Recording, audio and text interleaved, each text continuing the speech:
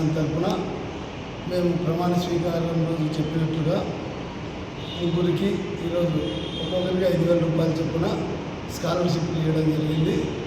మీరు బాగా చదువుకొని అభివృద్ధిలోకి వచ్చి మీరు అభివృద్ధిలోకి వచ్చిన తర్వాత ఇలాగే పేద ఆదివాసులకు మీ సహాయ సహకారాలు అందించాలని కోరుకుంటున్నాను.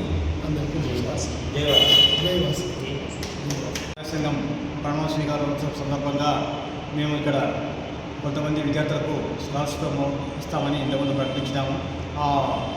అదేవిధంగా ఆ రోజు రాని వారికి ఈరోజు ఇక్కడ మన ఆఫీస్లో ముగ్గురి విద్యార్థులకు పంపిణీ చేస్తున్నాము.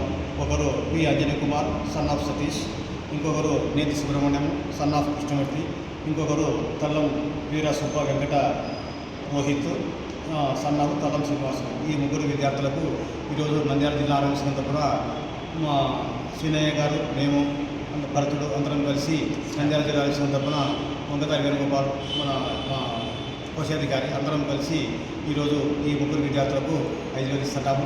భవిష్యత్తులో మీరు ఇంకా బాగా చదువుకొని మంచి బాగా పదవులు పొందాలని మా జిల్లా సంఘం తరఫున మీకు తెలియజేస్తూ సెలవు తీసుకుంటున్నాము. జై వాసు.